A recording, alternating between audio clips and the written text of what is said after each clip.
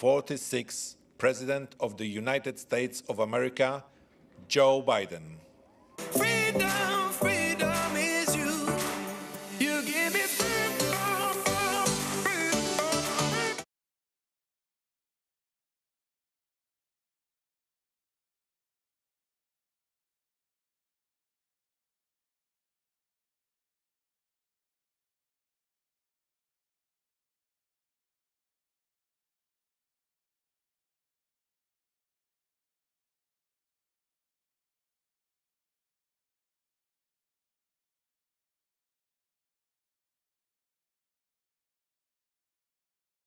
Poland.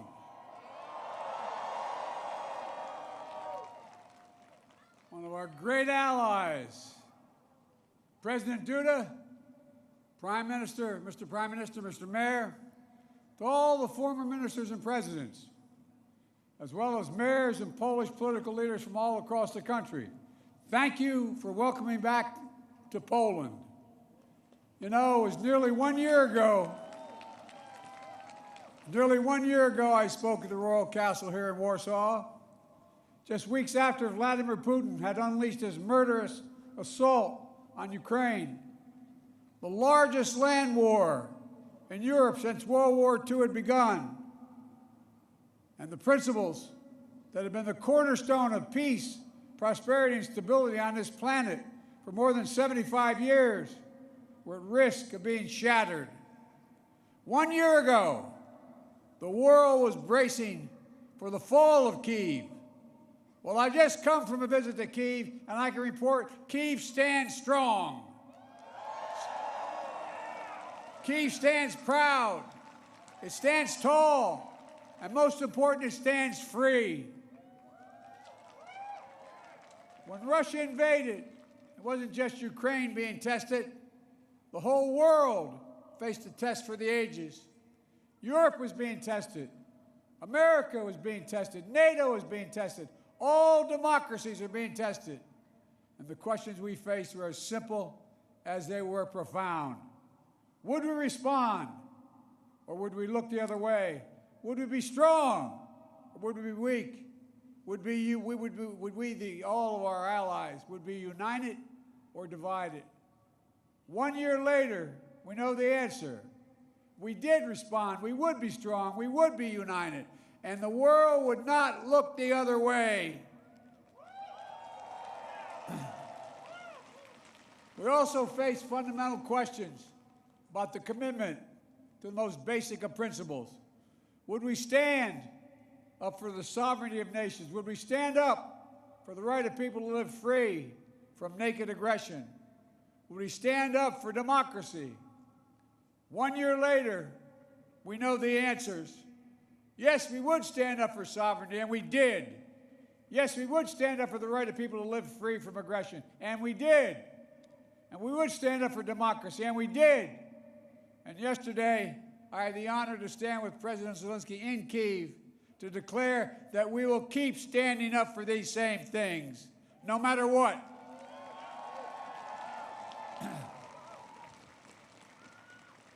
When President Putin ordered his tanks to roll into Ukraine, he thought we would roll over. He was wrong. The Ukrainian people are too brave. America, Europe, a coalition of nations from the Atlantic to the Pacific, we were too unified. Democracy was too strong.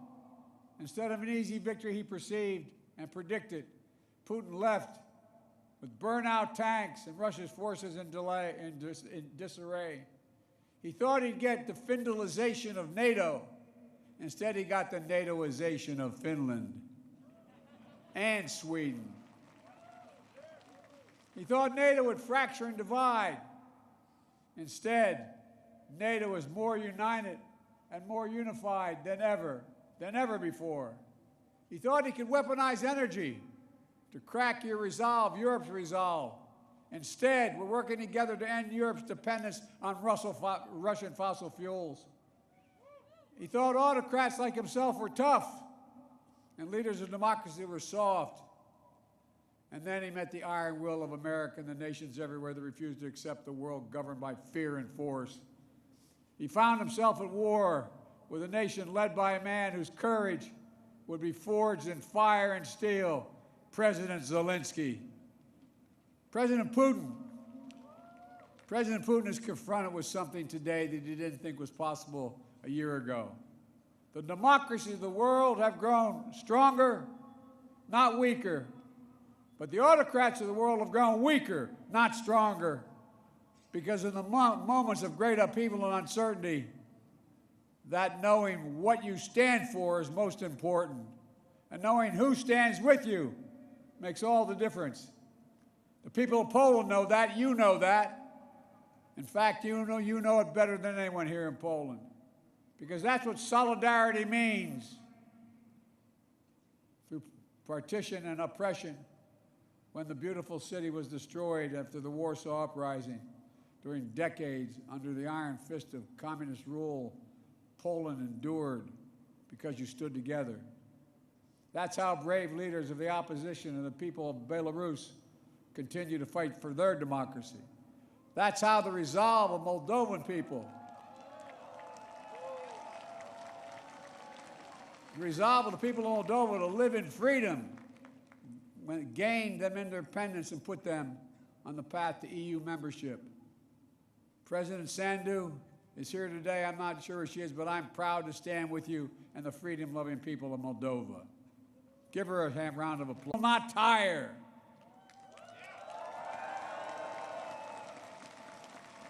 President Putin's craven lust for land and power will fail, and the Ukrainian people's love for their country will prevail.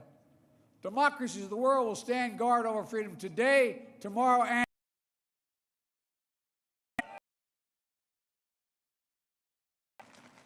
so that's what's at stake here. Freedom.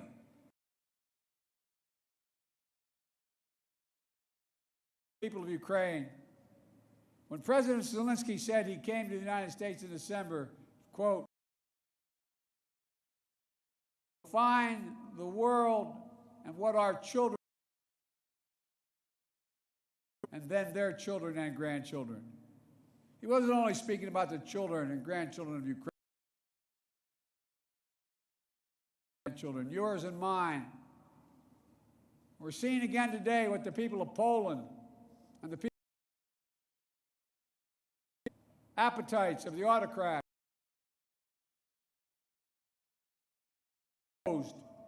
Autocrats only understand one word: no, no, no.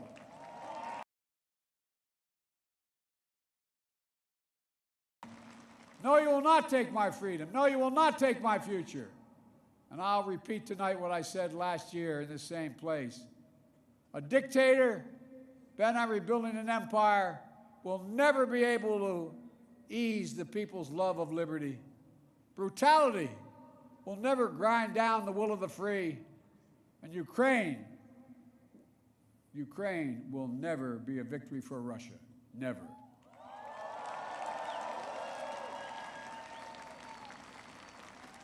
For free people refuse to live in a world of hopelessness and darkness. You know, this has been an extraordinary year in every sense.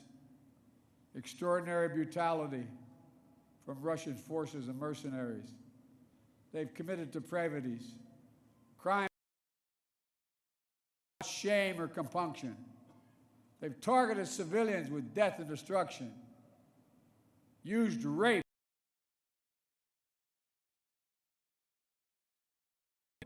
in an attempt to steal Ukraine's future. Bomb train stations.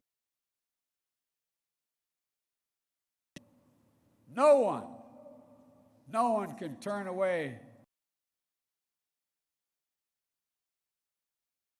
It's abhorrent. It's abhorrent.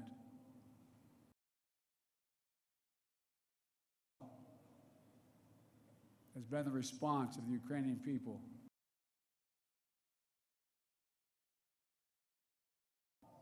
Russian tanks rolled into Ukraine. Ukraine is still independent and free.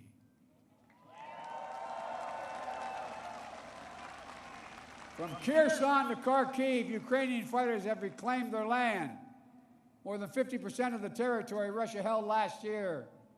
the blue and the yellow flag of Ukraine proudly waves once again. President Zelensky still leads a democratically elected government that represents the will of the Ukrainian people. And the world has already voted multiple times, including the United Nations General Assembly, to condemn Russia's aggression and support a just peace. Each time in the UN, that vote has been overwhelming.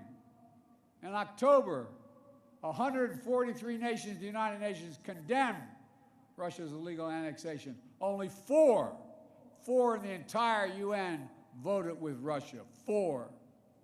So tonight, I speak once more to the people of Russia. The United States and the nations of Europe do not seek to control or destroy Russia. The West was not plotting to attack Russia, as Putin said today. And millions of Russian citizens who only want to live in peace with their neighbors are not the enemy. This war is never a necessity. It's a tragedy. President Putin chose this war. Every day the war continues is his choice. He could end the war with a word. It's simple. If Russia stopped invading Ukraine, it would end the war. If Ukraine stopped defending itself against Russia, it would be the end of Ukraine. That's why together we're making sure Ukraine can defend itself. The United States has assembled a worldwide coalition of more than 50 nations to get critical weapons and supplies to the brave Ukrainian fighters on the front lines. Air defense systems, artillery, ammunition, tanks, armored vehicles. The European Union and its member states have stepped up with unprecedented commitment to Ukraine, not just in security assistance, but economic and humanitarian refugee assistance and so much more. To all of you here tonight, take a moment, and I'm serious when I say this. Turn around and look at one another. Look at what you've done so far. Poland is hosting more than 1.5 million refugees from this war. God bless you. Poland's generosity, your willingness to open your hearts and your homes is extraordinary. And the American people are united in our resolve as well. All across my country, in big cities and small towns, Ukrainian flags fly from American homes. Over the past year, Democrats and Republicans in our United States Congress have come together to stand for freedom. That's who Americans are, and that's what Americans do. The world is also coming together to address the global fallout from President Putin's war. Putin tried to starve the world, blocking the ports in the Black Sea to stop Ukraine from exporting its grain, exacerbating the global food crisis that hit developing nations in Africa especially hard. Instead, the United States and the G7 and partners around the world answered the call with historic commitments to address the crisis and to bolster global food supplies. And this week, my wife, Jill Biden, is traveling to Africa to help bring attention to this critical issue. Our commitment is to the people of Ukraine and the future of Ukraine, a Ukraine that's free, sovereign, and democratic. That was the dream of those who declared Ukraine's independence more than 30 years ago, who led the Orange Revolution and the Revolution of Dignity, who braved ice and fire in the Maidan, and the Heavenly 100 who died there, and those who continue still to root out Kremlin's efforts to corrupt, coerce, and control. It's a dream for those Ukrainian patriots who fought for years against Russia's aggressions in the Donbass, and the heroes who've given everything, given their lives in the service of their beloved Ukraine. I was honored to visit their memorial in Kyiv yesterday, to pay tribute to the sacrifice of those who lost their lives, standing alongside President Zelensky. The United States and our partners stand with Ukraine's teachers, its hospital staff, its emergency responders, the workers in cities across Ukraine We're fighting to keep the power on in the face of Russia's cruel bombardment. We stand with the millions of refugees of this war who found a welcome in Europe and the United States, particularly here in Poland. Ordinary people all across Europe did whatever they could to help and continue to do so. Polish businesses, civil society, cultural leaders, including the First Lady of Poland, who is here tonight, have led with the heart and determination, showcasing all that's good about the human spirit. Madam First Lady, we love you. Thank you all.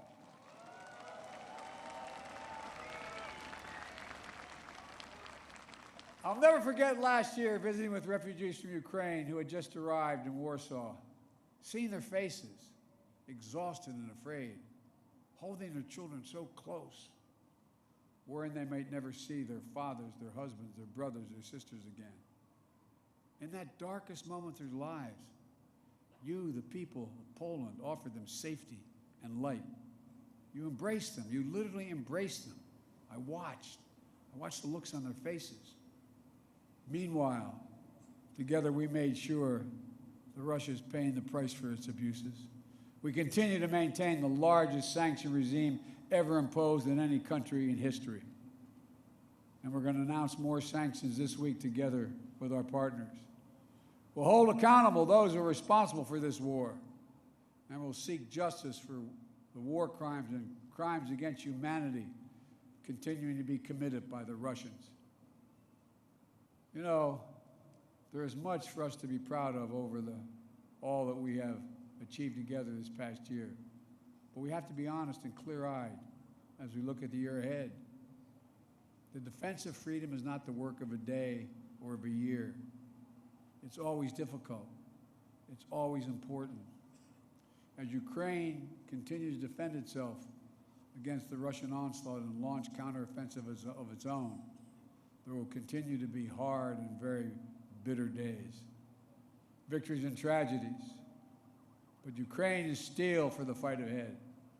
And the United States, together with our allies and partners, are going to continue to have Ukraine's back as it defends itself.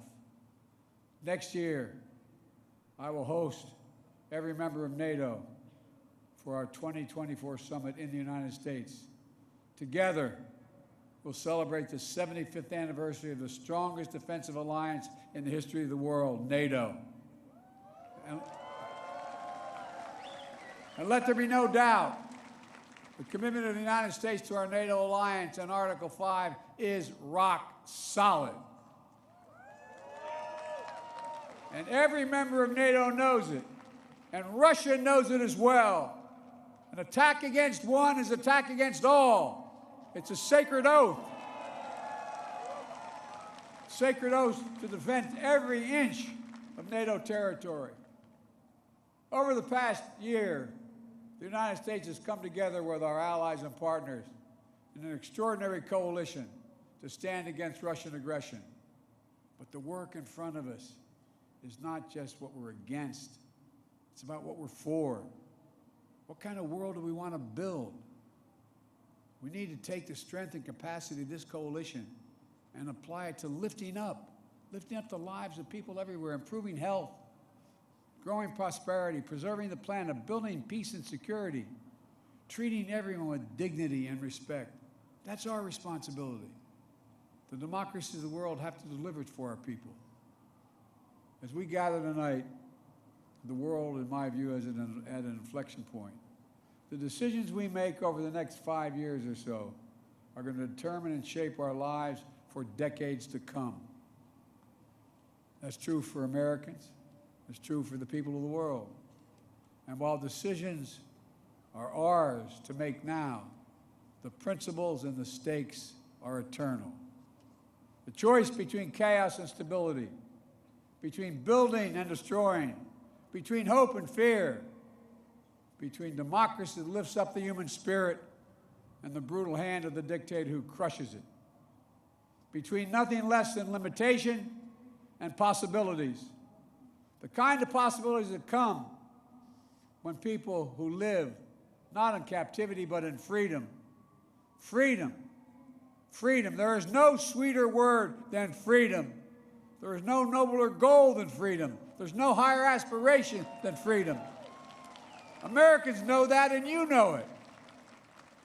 And all that we do now must be done so our children and grandchildren will know it as well. Freedom. The enemy of the tyrant and the hope of the brave and the truth of the ages. Freedom. Stand with us. We will stand with you.